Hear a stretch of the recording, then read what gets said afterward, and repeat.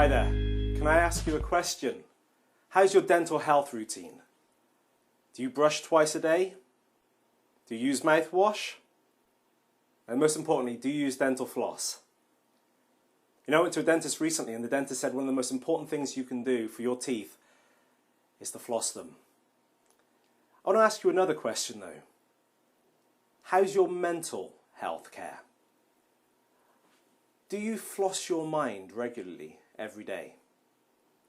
You know, most people will take about 10 to 15 minutes looking after their teeth on a daily basis, but when you ask somebody whether they look after their mind on a daily basis, they kind of look at you a little bit kind of strange, a little bit cross-eyed.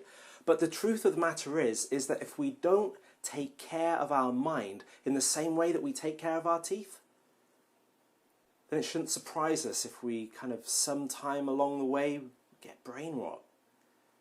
Now, the Holy Bible says that as a man thinks, so is he. And we're encouraged in another place as well that if we want to be transformed, then we've got to renew our minds. Do something for me just now. Close your eyes. I want you to think of one of the happiest occasions in your life. Are you closing your eyes? You're not peeking, are you? Now think of one of the happiest occasions in your life. Maybe it's a birth, maybe it's a marriage, maybe it's a holiday. And just let your mind conjure up the image of that occasion. And as you really begin to see it and hear it and feel it and smell it, what sort of emotion does that create in you? Now conversely, if you had a negative thought and you were dwelling on this would produce negative emotions in your body. Right now, close your eyes again. Think of a brick wall. Now in your mind's eye, I want you to paint that brick wall black. And now stare at that black brick wall. Keep on staring at it. Notice what emotions come to the fore. Now, if you did this correctly, you'll realize that when you just stare at a blank brick wall, there's no emotions at all. Emotions are attached to our thoughts.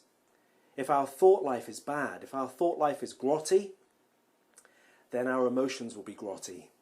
If our thought life is positive, and if our thought life is focused on good things, then we're going to feel positive. We're going to become positive people. One of the major differences between a pessimist and an optimist is that a pessimist has trained their mind on a regular daily basis to have habitual negative thoughts.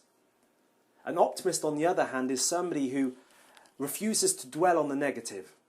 They're visionaries, they have hope and aspirations. And if you want to change yourself, if you want to really become the person that God intended you to be, you need to start training your mind. You need to start mentally flossing your mind on a daily basis. You need to get rid of the junk that's going into your mind and feed your mind with positive thoughts, positive images, positive sounds. If you would like to do this, why don't you take the 21-day mental challenge? All you have to do for the next 21 days is cut off everything that's negative from going into here. So it may be negative films, it may be watching the news, it may be reading the newspaper.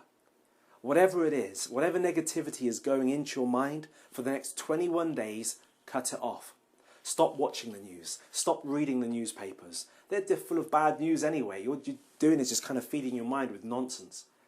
And for the next 21 days, whenever a negative thought comes in, resist it and choose to think on one of the positive memories that you have.